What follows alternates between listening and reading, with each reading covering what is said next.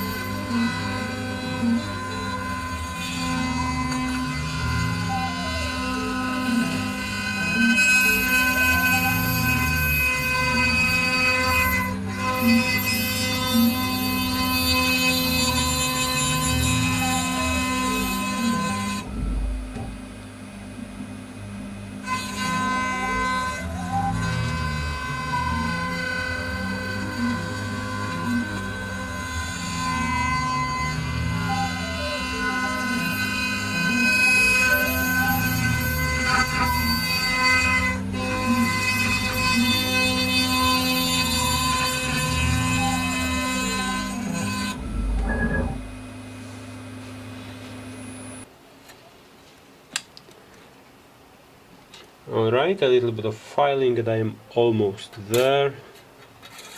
This is the spacer I'm going to use. This is a 5.5mm thick steel spacer that you would usually use to space the bottom bracket caps, but I'm going to use it for a cassette because the size is the same. I didn't hit the cassette perfectly, but I think this is going to be fine. Now I just need to put it together, because in order to machine it I had to take it apart, and I really don't have rivets that would fit in those holes. So I was about to wrap this up because I thought I'm not going to get anywhere today. However, I remembered that the cassette was being kept together, at least the biggest three cogs, the 36, 42 and 50, were kept together by rivets with threads, not plain rivets but threaded ones. They just punched one here into this hole, through all the plates and through the other side, but it was actually a screw which they simply punched through and then filed away, so it looked like a rivet. This means, however, that this biggest cog is both steel and threaded. So I just, in order to reassemble this, I just need to use M5 bolts, because that's the thread here, and I need to file the heads of those bolts. And I think the perfect ones for this job are going to be the brake rotor bolts, because they have rather narrow profile head, as you can see here, and they are usually heat treated, so they don't shear so easily as lower grade bolts, or at least that's my assumption. So that's what I'm going to do. I'm going to reassemble this using the brake rotor bolts, and then I'm going to file them, because file the heads a bit so they are to spec when it comes to the distances between cogs on the cassette. So see you in, I don't know, 10 minutes maybe. Alright, I have all the parts, so let's put it together. Don't run away from me. I should have put the entire set here so it would be lit better, but I'm so stoked about getting this to work again. Even if I'm just going to be using that on a commuter bike, that I'm going to make it very unprofessional. Where is it? Here it is. Alright, I need to remember to have the wider tab on the spine to be lined on the entire thing. Now I'm going to make myself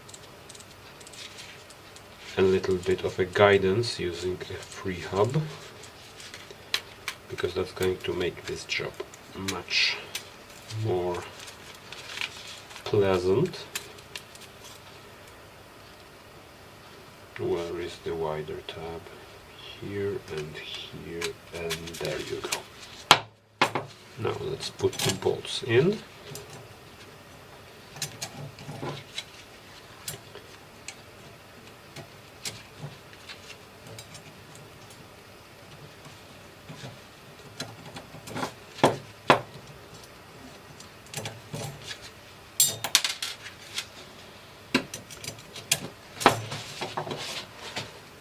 Okay, and now let's torque things down.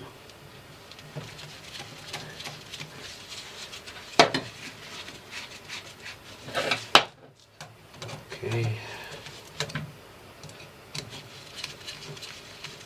Now, of course, if these bolts are not going to be sufficient to keep the cassette together while riding, I'll be forced to use something stronger, which most likely going to end as a longer bolt, and I'm going to use a nut on this side of the cassette.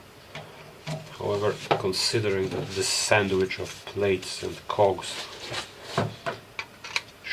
shares the entire load that goes through, I don't think that's going to be an issue. Just to torque things down. Obviously, if you were a professional, you would use a torque wrench. However, I am a blithering idiot on the internet, so I'm using my hand. No, that's not correct. My hand is so precise that I don't need a torque wrench. I have torque spec on my tendons in my forearms, so they know the two very important settings: just enough and too damn much. I guess that's sufficient for most of the jobs around a bike. Although I guess if I were doing this for money on other people's bikes, it would be a great way to escape from any liabilities if things break, because I just torqued it to spec, right? Anyway, I think this is nicely done. I tightened it. I will tighten it a bit once I get this to the bike. But now I need to start a rather noisy job of filing this, because I think that the spacers on this cassette are about 2.1 millimeters thick, and the heads are significantly, the heads on the bolts are significantly thicker. This is 2.2 millimeters, while the head on the of the bolt is 3 millimeters. 2.9. So I need to file 0.6 of a millimeter, 0.7 of a millimeter from each head. Alright, I'm past the grinding. As you can see, my first method of trying to be smart didn't really work really well, so I had to use that stone grinder over there. However, I think I'm done here, because after I put the 32, after I put the 32, there's perfect spacing here. So let's put it together and see how this panned out.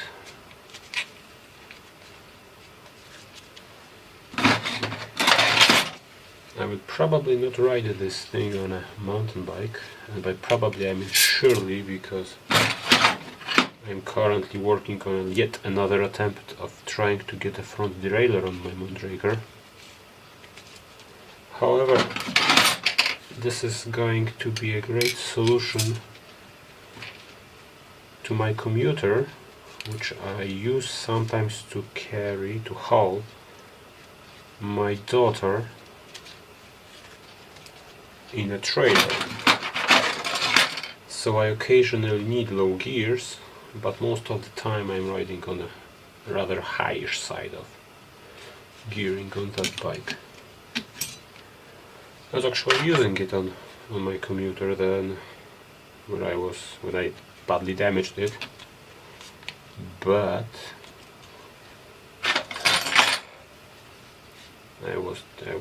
I could at least hope then that I'm going to be able to use it on a mountain bike someday. But let's face it, this is pretty janky, so torquing up a hill and having something break is not something I like to do. Okay.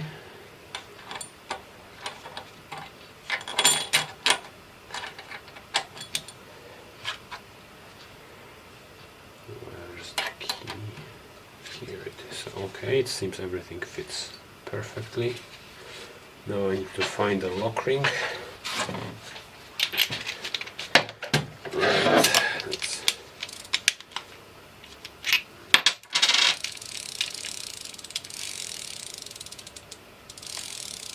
there, I think I fixed it. You can see that the big cock is still weaving side to side a bit, but I think that that's enough for the adjustment of the rear derailleur to handle this. So there you go. Or as the internet proverb says, there, I fixed it.